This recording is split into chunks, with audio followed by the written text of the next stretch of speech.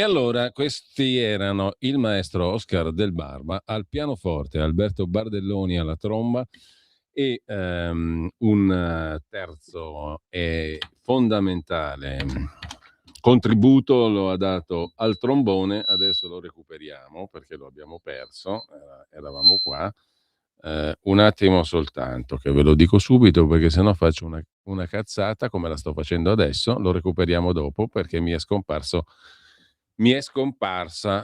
la schermata. Comunque do il benvenuto e il buongiorno, giù la cuffia, giù l'audio perché sennò fischia tutto qua, a Max Del Papa. Caro Max, io mi sono permesso oggi di buttar là un brano di Scott Joplin, magnificamente reinterpretato in arrangiamento dal maestro Oscar Del Barba, che è un pianista straordinario, maestro del Conservatorio di Milano.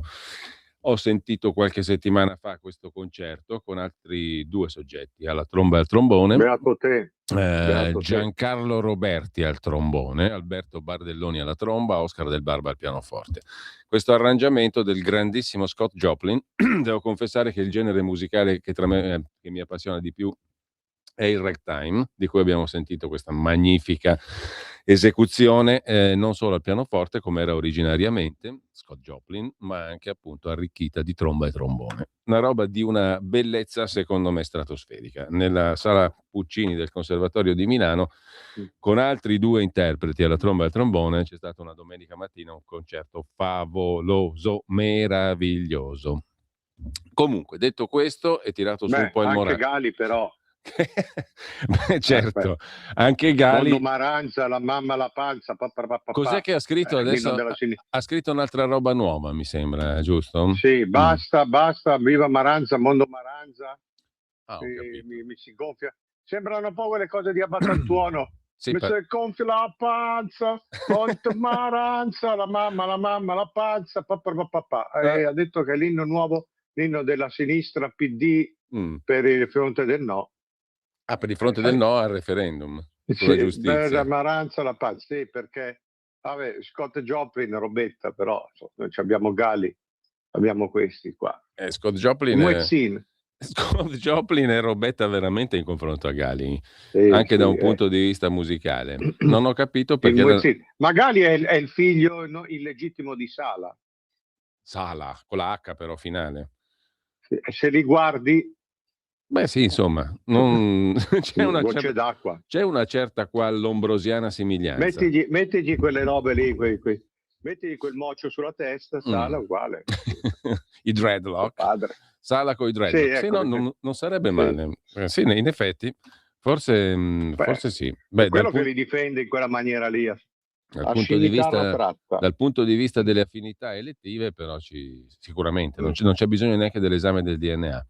Però di la verità, ti è piaciuta la performance di Gali alle Olimpiadi, all'inaugurazione delle Olimpiadi? Non l'hai visto? Non l'ho visto. Non l'hai visto perché era inquadrato da lontano? Non ho seguito quella roba di regia, poi perché non me l'hanno fatto vedere. Non l'hai visto perché era inquadrato da lontano, ma lo si nota di più se va, se non va o se lo inquadrano da lontano, come avrebbe detto un redivivo Moretti in quell'orrido film che è diventato famoso.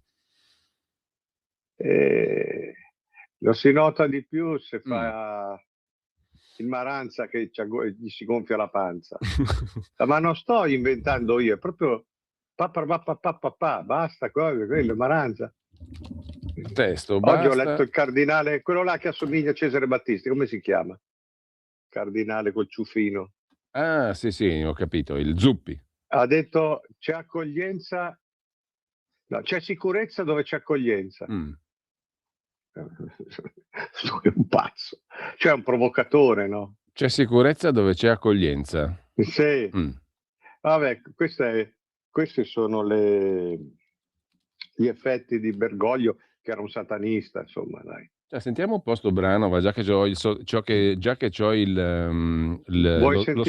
lo Spotify sotto mano, ce lo ascoltiamo il brano. Vuoi di Gali, sentire no? la Gali? Ascolta Gali, basta, ascolta un po', vediamo un po'. Vediamo un po', non l'ho sentito, io non so niente. Basta, fai tutti in Maranza, cifra troppo alta, mamma mia è svenuta in banca. Qualcuno ci aiuti, cazzo serve un'ambulanza. Basta, Questo è Batantuono.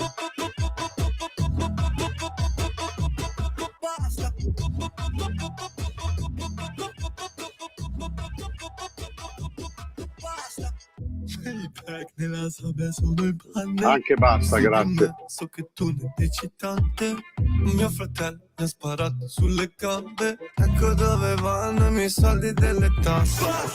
Tu nel vision, Lady Diana. Sono il tuo Leandro, come Lady Gaga. Ma questa allora, dai, no, non ci credo. Questa qui gliel'ha fatto uno per prenderlo per il culo, dai, non è vero. No. Tu senti che questo è il muezzin, perché comunque... Ma certo che è il muezzin, questo è il muezzin. Sono arabi, ma al di là di... Quindi è tutto è tutta un'allusione, un simbolo, in codice all'Islam, eccetera. Insomma, ma quando questi qua sono esaltati dal Fatto Quotidiano, da Travaglio. E per quale motivo? Cioè, perché devi esaltare quella...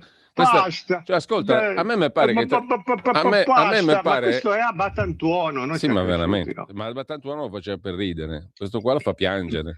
Mi ricordo Nino Frassica quando diceva che Malcioglio a un anno pesava già 120 kg, perché le prime cose che ha detto erano papà, babà, e allora lì invece non hanno capito che era papà, e allora lo rimpinzavano di babà rum. Allora lui a un certo punto ha detto pasta, e quindi siamo lì. Ma è con la realtà, però non è più satira. No, però qua c'è qua però c'è l'aspetto del minareto, come dicevi tu, che introduce questa simpatica variante culturale del muezzin. Sì. Per non toccarlo a Travaglio. Ma non ho capito cosa c'entra. Allora, Travaglio è innamorato del tuo amico Renato Zero e gli piaceva Battiato. Sì. Come fa a piacergli quella roba qua? È una domanda, per carità, a me non me ne frega niente di quello che piace a Travaglio, però mi viene difficile di dire che mi piacciono Renato Zero, Battiato e Gali. No, perché carità, lì tutto non può c'è essere. Una conoscenza, tutto può essere, e non però c'è un gusto musicale, è solo un fatto di suggestione.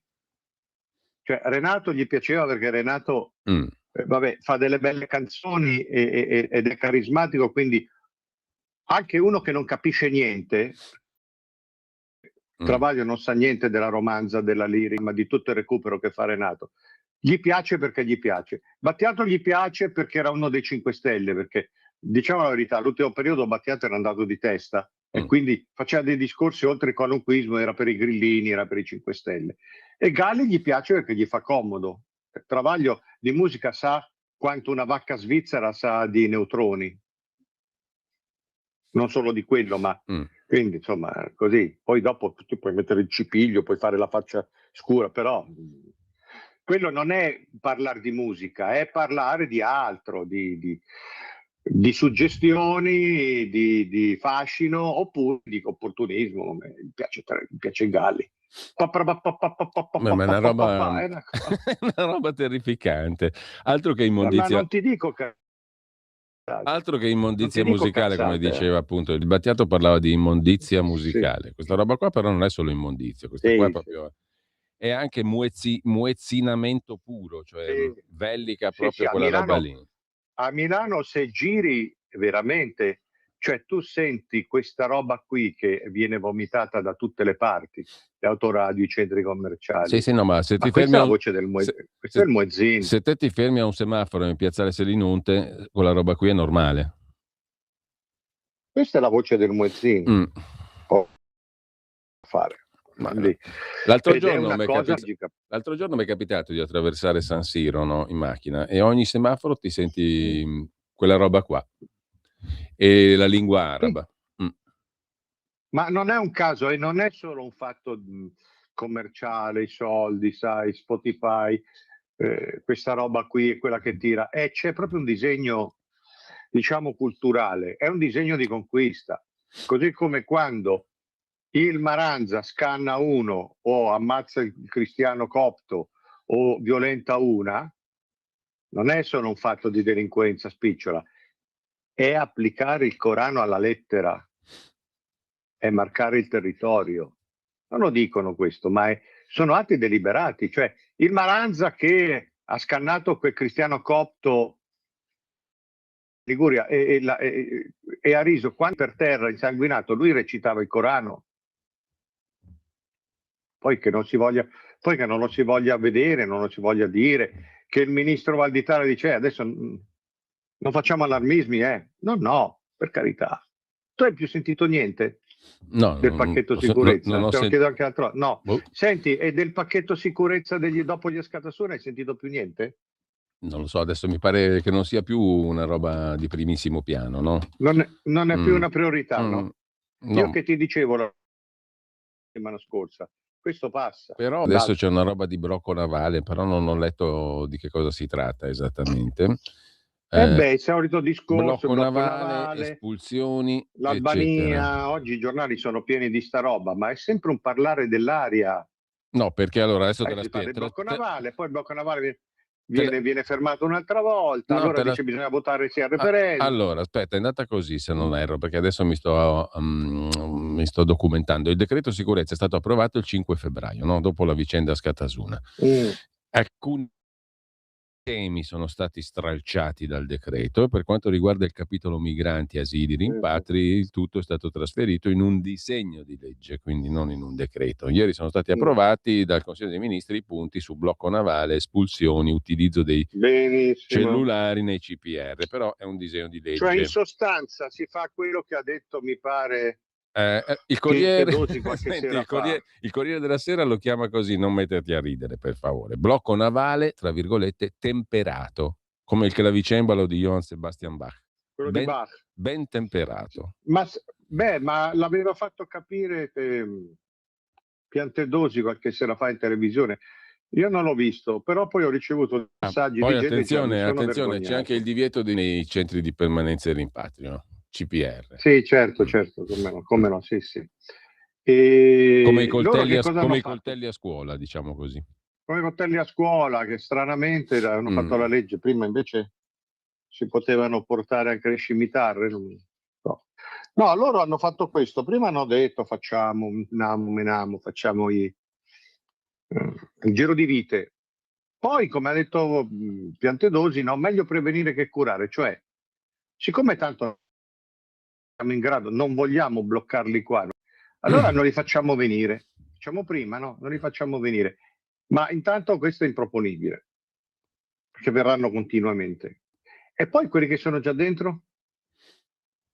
Quindi loro dicono non li facciamo venire, facciamo il blocco. Ecco, poi vabbè, il discorso è che sono 17 articoli sotto forma di disegno di legge, quindi non immediatamente applicabili, eccetera. Poi hanno cancellato la norma cosiddetta al-Masri, perché Mattarella ha detto no, non è costituzionale.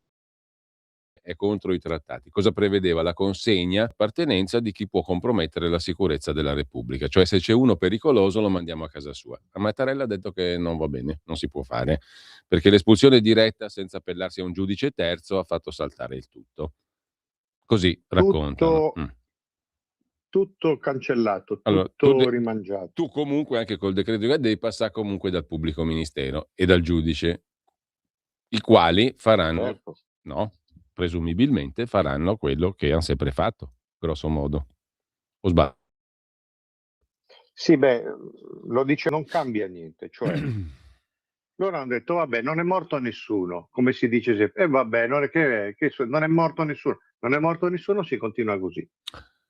Allora, prima. Il discorso è, senti il blocco navale come lo raccontano così. Allora, è passato il blocco navale. La norma l'ha illustrata il ministro Piantedosi. Cosa vuol dire che? Vuol dire che l'Italia non schiera la flotta militare davanti ai paesi di partenza dei migranti, ma in caso di pericolo per la sicurezza e l'ordine pubblico, le navi o i barconi non entreranno nelle acque territoriali italiane. Sarà una decisione presa da tutto il Consiglio dei Ministri, senza automatismi. questa sorta, diciamo così, di blocco sarà frutto di accordo con paesi terzi pronti ad accogliere i migranti respinti. Ho idea che si vada per le lunghe e per le poco costruttive anche sotto questo profilo qua, a occhio, perché tu dovrai fare accordi con paesi terzi pronti ad accogliere. Quindi mi pare, mettila alla nave quando il Consiglio dei Ministri all'unanimità deciderà che c'è un pericolo, però se non c'è un paese terzo che è pronto ad accogliere i migranti, cosa ne fai? Vabbè, io queste cose le dicevo Non so, anche mi sembra un l'altra po' volta, le complessa dico la sempre, storia. poi Un po' complicata. complessa, complicata, sì. Ma questo è il perdere tempo per prendere tempo. Dopo, quando io lo dico, mi dicono che non sono ottimista. Non sono Senti, empatico. però non ho capito cosa capito. per tornare a bomba e per metterne fare di ogni casino un fascio, ma non ho capito cosa c'entra la bellissima canzone del Muezzin che abbiamo sentito prima col no al referendum sulla giustizia. Beh, perché lui è stato discriminato, e quindi alle Olimpiadi. Se vince il sì, vince Gelli.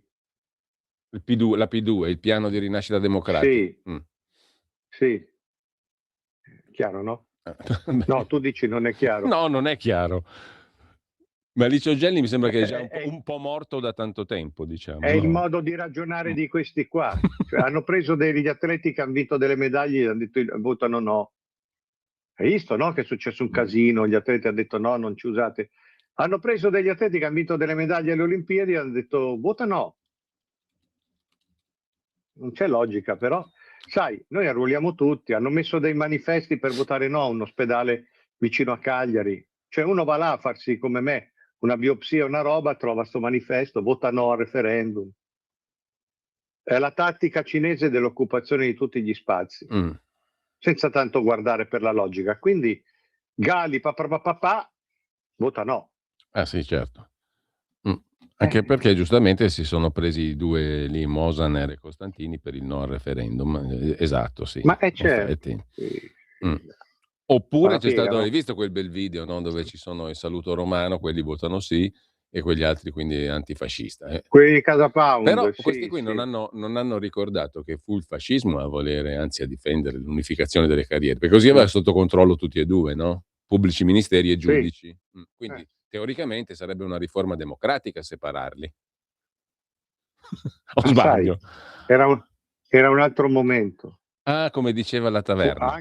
Anche l'ordine dei giornalisti era istituito il fascismo, mi pare. E la Federazione Nazionale della Stampa Italiana. Però oggi è di sinistra e quindi va bene. Che già il nome, capisci, suona molto. Federazione. C'è un'idea di Stato, di statalismo che resiste. Vabbè.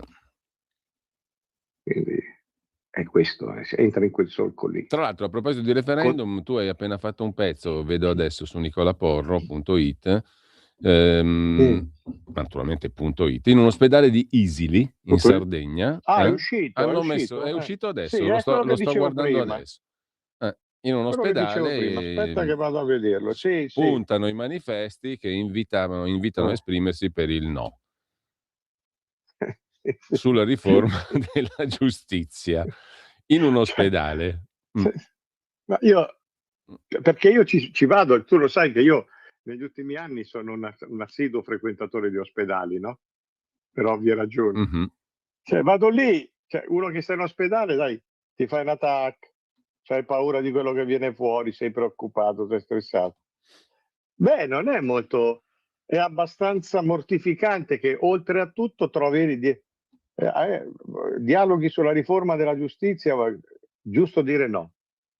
Ma insomma, lasciatemi perdere almeno, non so manco di che morte devo morire.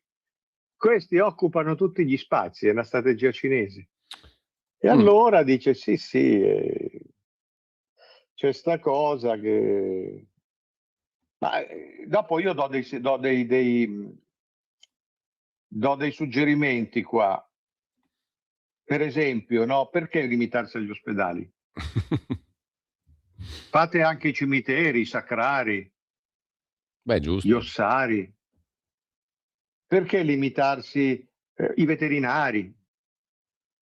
E poi le discoteche, i pub, le televisioni no, tanto sono già occupate.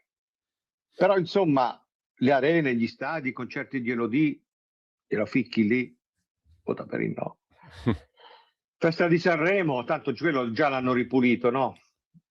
Poi No, dopo, anche lì, hai visto, hanno arruolato tanti personaggi famosi, costituzionalisti, la Mannoia.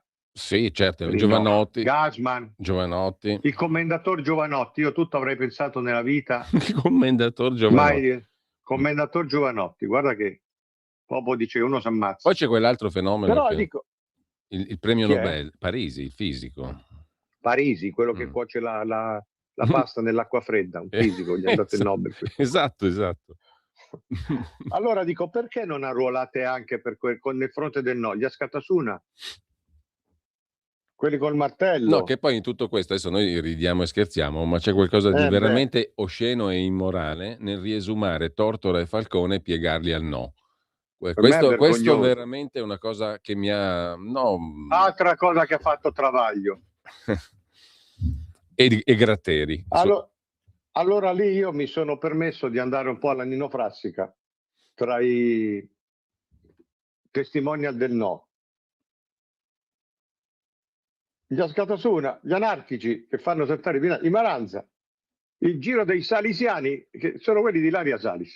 I salesiani, poi Che Guevara, anche lui avrebbe votato no. Beria, Tito, Stalin, Don Milani, Don Abbondio, Don Perignon e Donizetti. Beh, tu recuperi anche Gianni Bella, figurati. O sbaglio? Sì, no, però lui quello no, è fascista, perché Gianni Bella aveva fatto la canzone No, no, e no perché era fascista Gianni Bella, no? Anche figurati Lucio Battisti, io gli ho detto no, fascista. Invece c'è chi dice no, attenti voi che siamo noi che ci spariamo noi, attenti voi. Perché non ci ha pensato? Perché è già la sigla di Giletti. Vabbè, perché adesso Giletti si è messo contro Giletti si è messo l'amico contro Ranucci. Sì, l'amico della boccia. Sentivo ieri che ne parlavi con Carlo. Sì. L'amico della boccia. Sì, ma mi ha veramente colpito questa empatia, questa cordialità di rapporti, no? Questa comunanza da compari fra la boccia e Ranucci. No? T'ha stupito, no? Ti stupisci, no? Non è che mi stupisco, no, però, non ci stupiamo. però vederlo citato coram populo dal buon Giletti sugli schermi della Rai un po' mi ha stupito. Lo so. Vuol dire che sono arrivati proprio ai ferri corti. Però... E io perché in questo monologo, cosa dico in questo monologo? Io dico esattamente questo. Ormai qua. Beato che ci si riconosce più in un ambiente così. E quello serviva esattamente a far fuori. Ora io non lo so se proprio come dice Cambi che questo aveva toccato i finanziamenti per il cinema. È credibile. Ma succede per tutto. Però è credibile, ma non è solo questo. Cioè. Quando tocchi il quattrino, poi in effetti è stato sostituito. Però i metodi dei giornalisti sono questi. E giustamente si scende in piazza per difendere. Cioè, quando uno difende Ranucci, difende un metodo, non difende lui che gli hanno messo la bombetta, difende un metodo. Sì, ma a proposito, la bombetta com'è finita la storia? Come il pacchetto sicurezza. Ecco, temperato, era una bombetta temperata. Poi ti ricordi tu quel film di Stanley Olio che partivano con la macchina? Non partivano mai. Arrivederci, addio. Va bene per tutto e va bene anche per il governo perché ieri tra l'altro a proposito di com'è finita, tu ti ricordi, perché ho visto un frame da qualche parte di un intervento alla Camera ieri sulla politica estera, non so che cosa, di uno indignato Piero Fassino, no? Allora mi è venuta in mente la storia del profumo. Che gli avevano fregato il dopobarba, no? No, del profumo all'aeroporto, no? Che l'avevano trovato col profumo in tasca, non era la prima... Perché era indignato? Gli hanno fregato il dopobarba? Gli hanno fregato il profumo che lui aveva inavvertitamente tenuto in tasca senza pagarlo, ma per sbaglio, perché era sopra pensiero. E gli è capitato ma lui è volte. Comunista, era per la redistribuzione dei beni. Però mi son domandato, ma com'era finita quella storia là? Perché lui è stato preso poi da una guardia lì, e tu lo sai com'è finita? Adesso sono andato a cercare 500 euro di ammenda e reato estinto. Sì, ma non l'ha pagati però.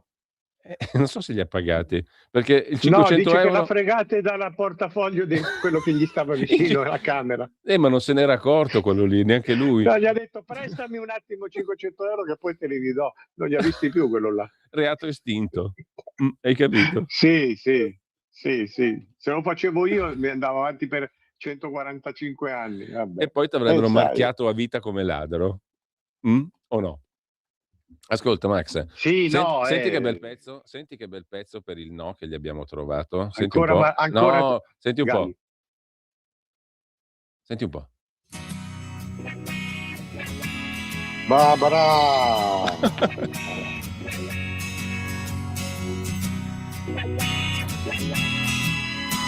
Ma era grandissimo, Ma non è male comunque, rispetto a Gali è un gigante. No. E apri gli occhi tanto, non puoi sognare il tuo passato e chi non c'è più. Peccato che il balcone non ha più fiori, se non nei miei capelli la sua memoria metterei e sarei bello. Niente male. Come lei. È un po' nasconderei. E invece piano dico no. Stasera io dovrei prostituirmi, uscire con un'altra te, ballare come un orso e divertirmi. Invece sono stati tutti là in pizzeria. Non ho più 20 anni senza te. Posso andare avanti? Bello, bellissimo. Dico no.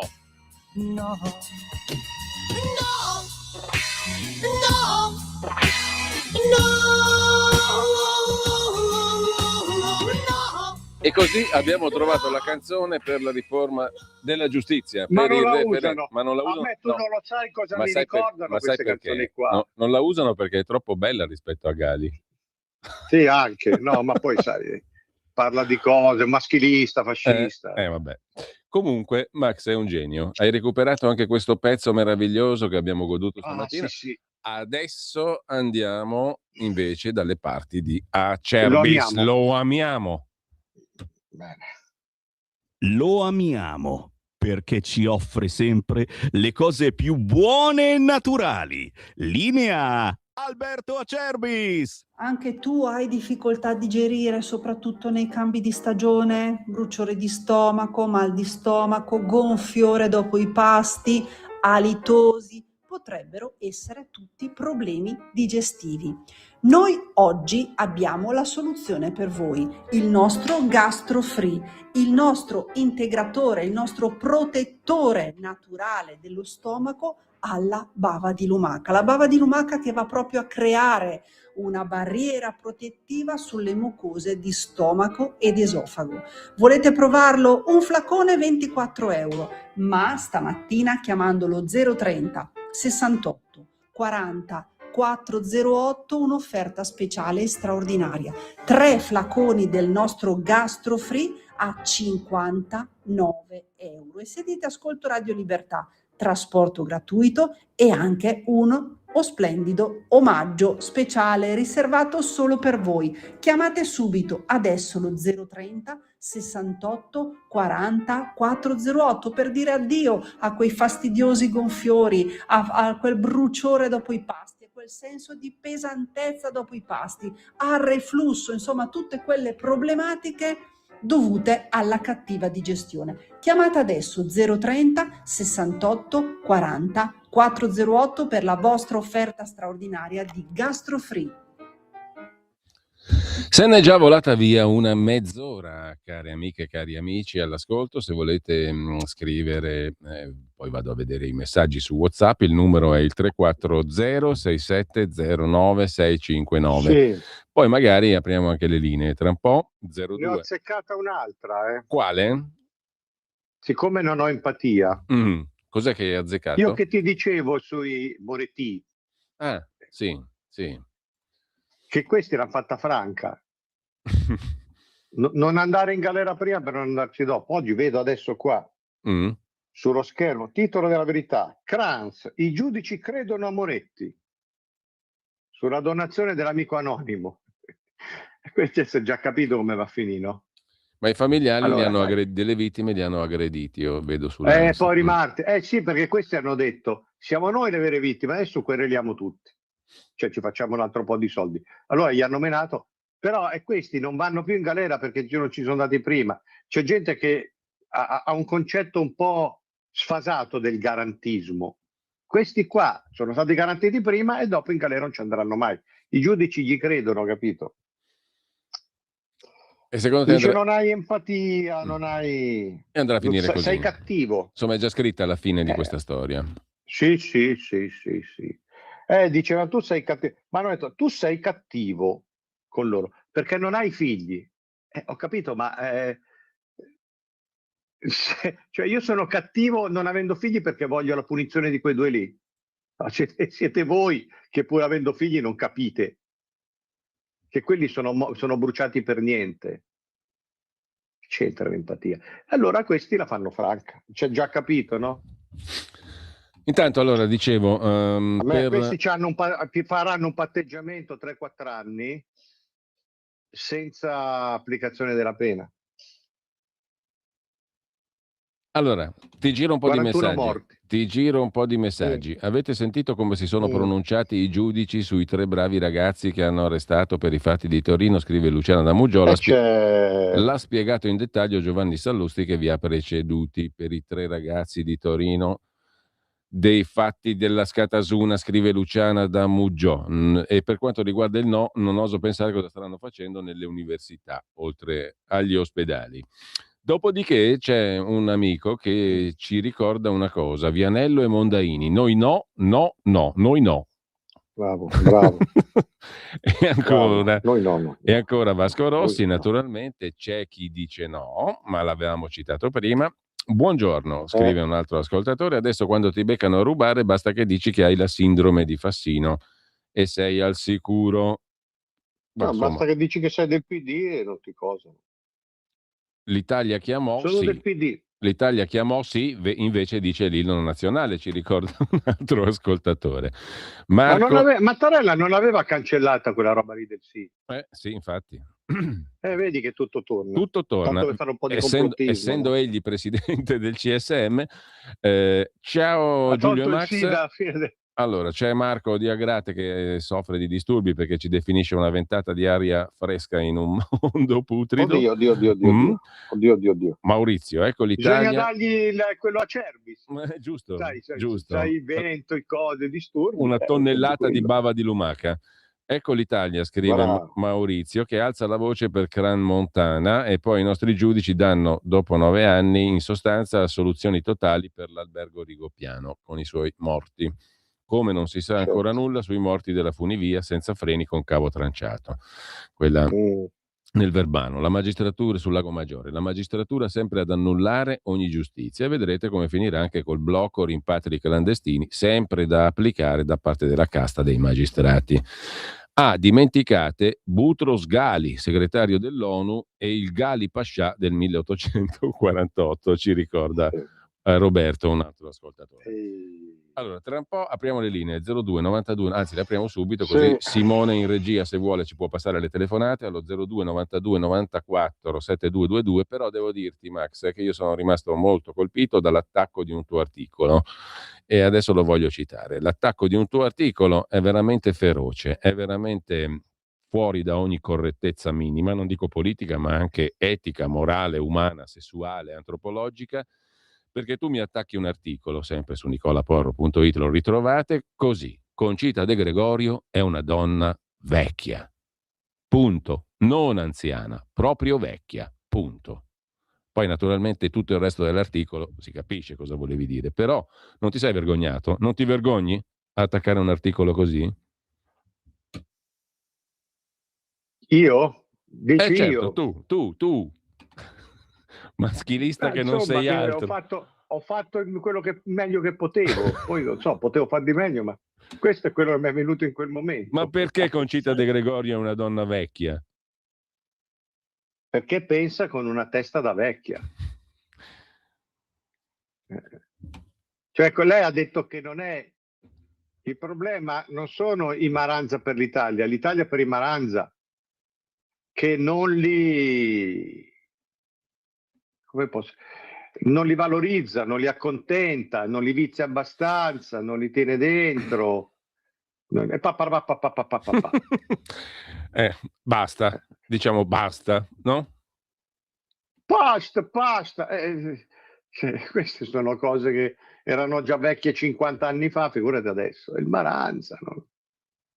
Bisogna... Sono loro le vittime di più. un paese che non li valorizza. Sì, anche i Moretti, anche loro sono talmente le non li vittime. valorizza che li manda a inaugurare le Olimpiadi. A Sanremo, a Sanremo, sì. alle Olimpiadi e tutto il resto. Non li valorizza. Sì, talmente non li valorizza che gli consente di prendere le catenine ai giornalisti, a chiunque, alle fermate dei metro. Sì, beh, ecco, la cosa che il collega Gonzato, che hanno cercato di farlo fuori per una catenina, quello non c'entra niente. No, per mezza catenina. Non è un problema. Perché gliene hanno portata via metà, tra l'altro. Sì, quello non è un problema. Però ormai è normale, in terra di Salah è normale. Ma poi, sai, Gonzato scrive sul Libero, un giornalista di fascista. destra, insomma, diciamo, se l'è cercata. È un fascista e gli sta bene, giusto? Ecco, sì. Questo è il modo di ragionare. Siccome questo modo di ragionare, noi più o meno abbiamo la stessa età, ci siamo cresciuti, ma insomma, era già delirante 50 anni fa, inventatevi qualcosa di nuovo, no? Concita. Invece sempre quello, a disco rotto. Ma vogliamo parlare? Rula Gebreal finisce nei file dello scandalo. Del signor Epstein? Sì, ma lei si è dissociata però, Da cosa? Non ho capito. Si è dissociata da Epstein o dal fatto che... No, si è dissociata da Trump, ha detto quel maiale Trump, le feste di Epstein, c'era lei. La connessione logica qual è? La connessione logica? Non lo so, bisogna chiedere a lei. Giulio, a questo punto mi fai diventare come Alberto Sordi. Ermi, non mi chiede tutto a me. Nel senso che non c'è una risposta. Lei si è dissociata con forza, questa finanza, ma è vero però, c'ha ragione, nel senso che ora io ieri sentivo Carlo Cambi che diceva di Epstein non me ne frega niente. Aspetta, piano un momento. Se lui vuol dire il pollaio italiano, quello che è dentro, quello che è fuori, sono d'accordo, cioè adesso a parte tutto, questa la Breal faceva i balli alle feste, peraltro della nipote di... Chi era? No, Moshe Dayan? Sì, che era il capo degli FD ai tempi della guerra dei 6 giorni, e lei faceva questi balli sfrenati, no?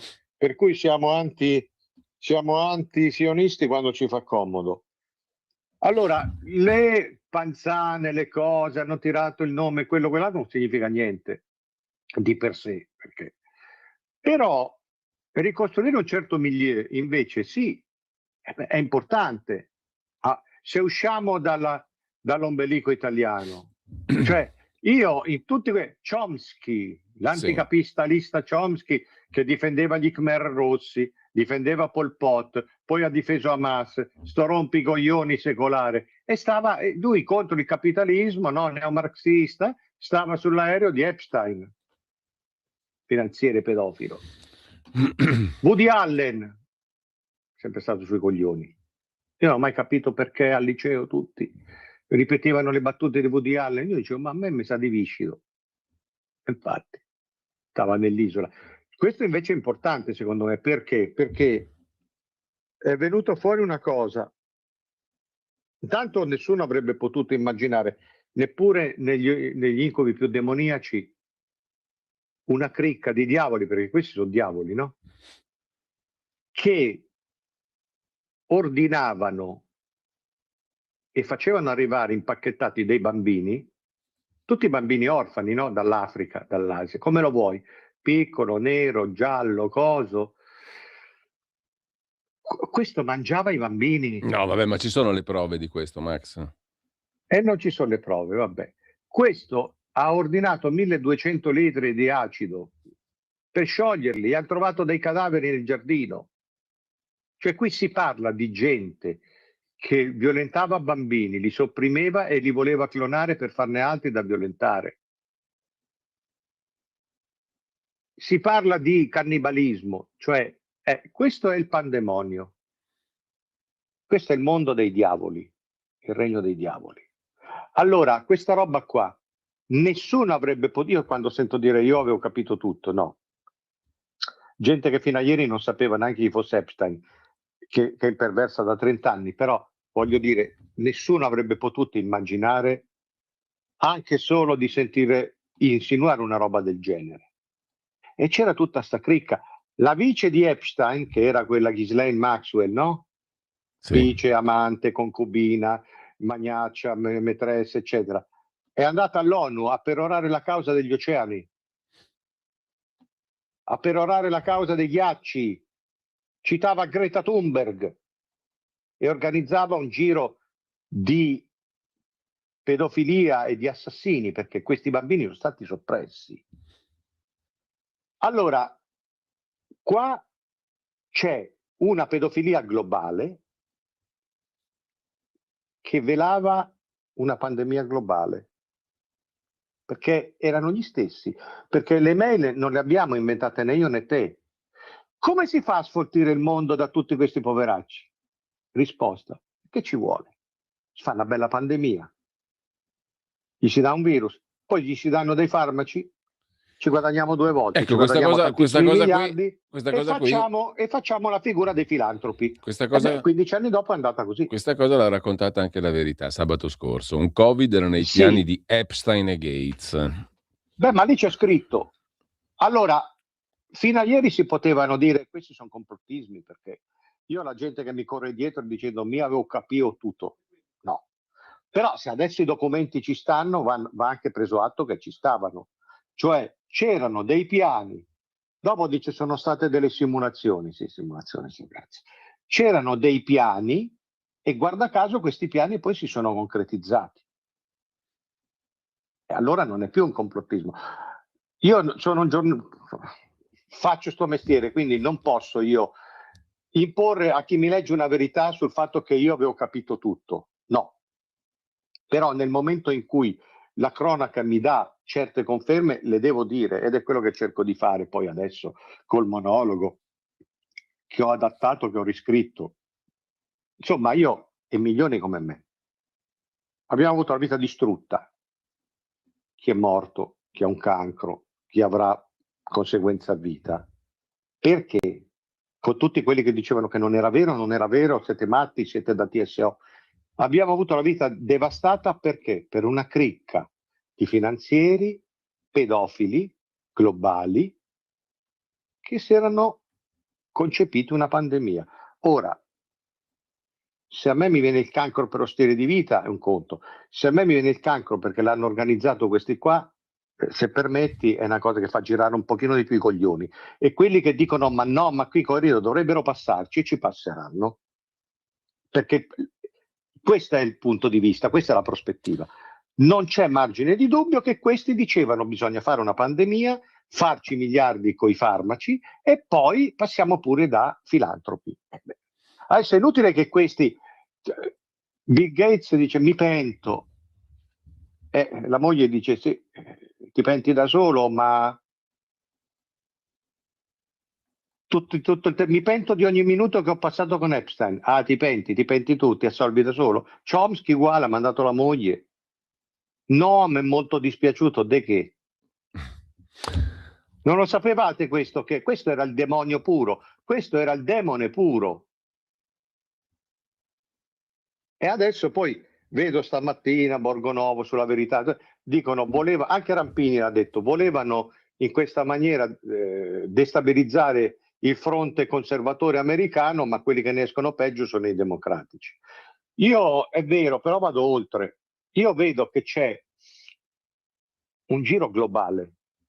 Cioè questo Epstein aveva strutturato una ragnatela dove stavano tutti dentro. Però, Max, c'è da dire, aspetta, c'è una telefonata, però c'è anche da dire che qua sono venute fuori in maniera anche, la telefonata è caduta, quindi va bene, le linee rimangono aperte, 02 92 94 7222. Allora, sono venute fuori in qualche modo selezionate con criteri che francamente non credo che possano essere conosciuti da tutti. Con quale logica e con quali criteri non lo so, ma comunque milioni di documenti all'interno dei quali ci sono cose che contano, cose che non contano. Non so chi si sia potuto spulciare in così poco tempo milioni di documenti. Punto primo. Punto secondo, di tutte le cose che dicevi anche tu, mi pare che ci vogliano delle prove concrete, perché sennò si alimenta quello che stavi dicendo tu stesso, cioè che una fazione la usa contro l'altra fazione la usa contro una terza fazione. Questo fa parte e questo del diciamo diventa un casino nel quale la verità poi non si saprà mai, perché io non saprò mai se Epstein si mangiava i bambini o se si faceva arrivare i bambini sul serio. Mi sembra che per accuse così terribili, terrificanti, poi ci vogliono anche delle prove molto solide, concrete, no? Io perché penso sennò che diventa siamo solo all'inizio. Ho capito, però adesso uno non può dire oggi è successo così, è successo così, perché nessuno si è letto 3 milioni di file o quanto, certo. no?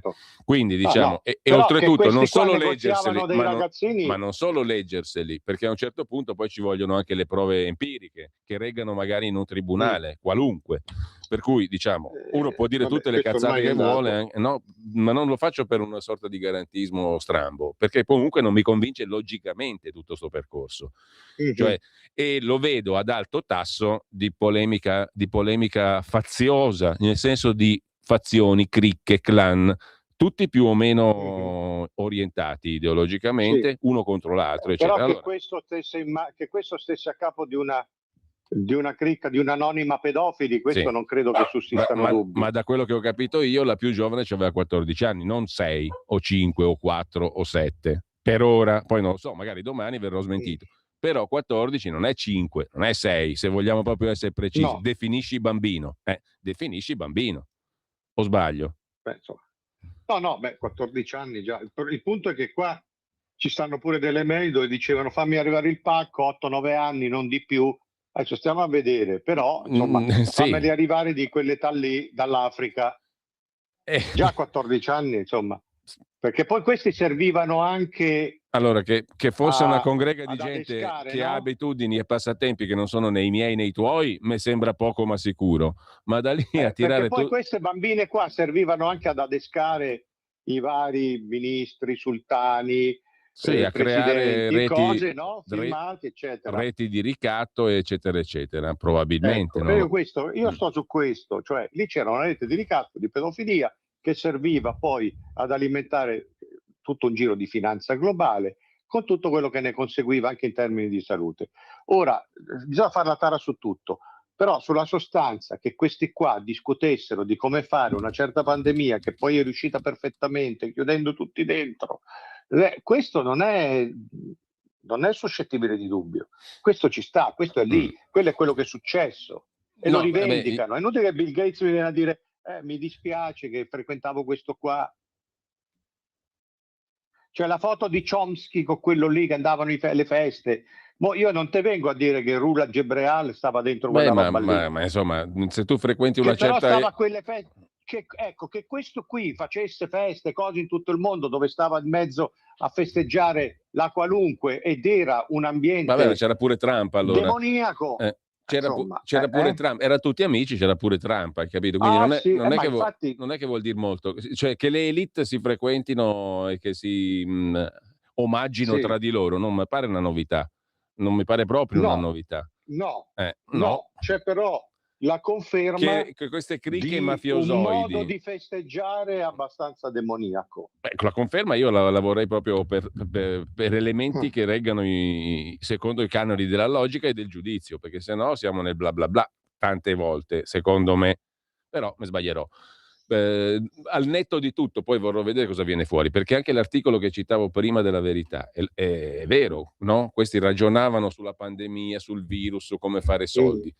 Però diciamo bisogna dimostrare poi chi ha creato cosa e poi ci sono tanti passaggi empirici da dimostrare, perché sennò diventa suggestivo, interessante, ma poi va dimostrato. Per me vale per tutte le cose, che i protagonisti siano Epstein, Trump, Putin, tutto quello che vuoi, ma io voglio vedere le cose concrete, non le voci, capisci? E le suggestioni, perché di voci e suggestioni mi sono anche un po' rotto le scatole dopo tanti anni, perché se no Tutti ragionano così a un certo punto e noi non ne veniamo più fuori e non mettiamo mai i piedi su un terreno sicuro, secondo me. Sì. Allora, resta il fatto che di questa pandemia, di questo virus, non si è mai saputo niente quanto a origine. Certo, sì.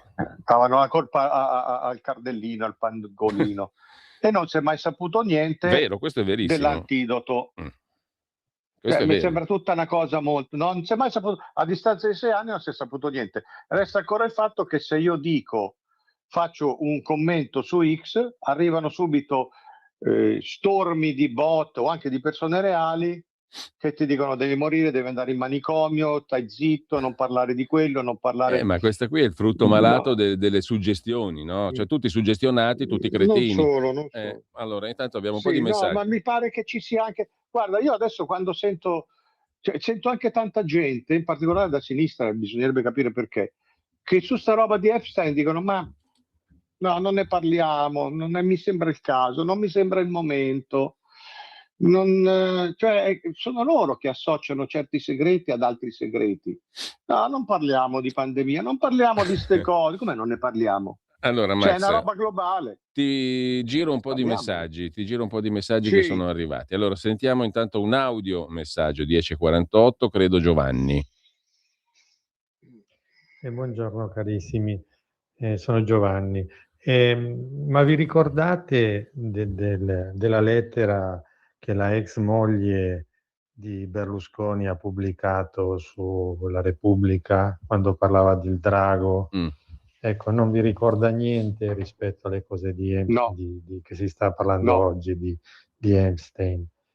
Di cosa ci stupiamo? Nell'ONU c'è il Lucy Trust, che prima si chiamava Lucifer Trust, ed è quello che detta le linee di pensiero delle Nazioni Unite. Quindi c'è un sottobosco satanista nel mondo. Cosa ne pensate? Io qui devo dire un'altra cosa, però. No, prego Max, poi dico la mia. Perché per me... Berlusconi, qualcuno si stupirà, però uno dei pochi nomi per ora che da tutto sto casino di Epstein non è mai uscito è quello di Berlusconi. A me sembra che Berlusconi fosse più un vivere, un donnaiolo, un puttaniere più non dico alla buona, ma domestico. Cioè c'aveva quelle italiane, c'aveva tutto sto giro qua. C'aveva i tarantini, c'aveva quelli che gliele procuravano, ma non è mai entrato, non ha mai fatto parte, o forse non è mai stato veramente accettato da quella elite delle cose, delle feste, delle isole. Mi sembra una cosa. Ecco perché non mi dice niente quello che dice questo commentatore. E lì mi sembrano cose diverse. Nessuno nega i trastulli berlusconiani, però questo andava a pescare quelle del Grande Fratello, andava a pescare quelle lì. Non quel giro di escort globali che intrattengono tutti i vari, i cosi, gli Epstein, i Bill Gates, i cosi, Chomsky, i Rothschild, eccetera, eccetera. Allo stato delle cose, poi si vede. Ma poi oltretutto è una gente che ha tratto un sacco di vantaggi dall'aver frequentato in quel modo Berlusconi, consapevolissimamente e con piena partecipazione. Allora, certo. Altro messaggio, forse c'è un complotto per delegittimare Israele utilizzando Epstein perché dicono che era agente del Mossad, e questa è l'altra coloritura tipica del momento, no? Era un agente del Mossad e vivo sta in Israele. 39 secondi, Walter, il nostro amico camminatore. Scusami Simone, dobbiamo mandare un audio da qui, quindi eccoci qua. Walter, sono stato al telefono, ma i discorsi di Max sono molto più interessanti. Volevo dire che anche i nazisti dicevano nessuno potrà mai credere a quello che stiamo combinando riferito all'olocausto. L'altra cosa era una puttanata, che vi voglio dire. Settimana scorsa, o non mi ricordo questa settimana, un giornalista della Stampa ha intervistato uno dei fondatori di Askatasuna che ha devastato la sede della Stampa. Secondo me non a sufficienza. E come mi spiegate questa cosa qui? Cioè, per me... Perché erano d'accordo. Volevo il vostro parere, grazie. Perché erano d'accordo. Allora, c'è una telefonata, Max, al volo, devo andare veloce verso le 10:58. Pronto? Sono Adriana. Prego. vorrei fare un commento. In questo scandalo non si è mai nominato Soros? Poverino, Pronto? si vede che non c'entra nulla, no? No, bene, sì, sa perché lo dico? Perché io in questo scandalo vedo anche, diciamo che potevano servire per donazione degli organi? Punto di domanda. Per cui c'è qualche cosa veramente che ha ragione Max del Papa, questi sono veramente diavoli, comunque grazie mille. Bene, allora sono le 10:59. In buona sostanza chiede un altro ascoltatore come e dove ha fatto i soldi Epstein, tra l'altro molto meno ricco di tanti altri protagonisti di tutte quelle robe lì, perché ne aveva molti di meno, molti di più di me e di te Max, infinitamente di più, ma molti di meno degli altri. Poco con me. Anche con me. 26 secondi, ce la facciamo? Di audiomessaggio? Ciao, complimenti. Paolo da Bergamo. Qua in Italia rubo fuori, minorenne, era un po' che faceva quello che faceva, nonostante avesse solo 16 anni, insomma, cioè, ecco, incredibile. Cioè, la storia più vecchia del mondo. Dopo sui minorenni sotto quell'età lì è assurdo, però dico, è tutto da dimostrare come dite voi. No, vabbè, io non voglio dire che è tutto da dimostrare, perché un altro Dario mi dice: ma qualcuno tra voi due ha una figlia 14enne? Come dire, io ho detto che 14enne non è 5. Però tecnicamente sì, perché pedofilia ha una definizione ben precisa. 14 anni non sono 5. Poi è ovvio che mi fa schifo pure a 18, a 20, 22, se in un certo se le cose si verificano con la violenza, con la costrizione, con l'inganno, con tutte quelle malizie schifose che in molti casi troviamo anche intorno a noi, senza andare fino a Epstein.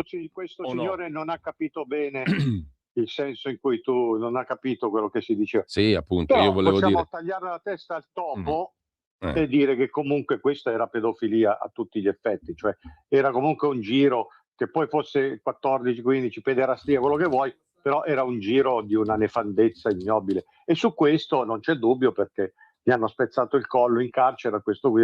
Ma alla stessa Ghislaine dice: vabbè, io sto zitta perché voglio la grazia integrale da Trump.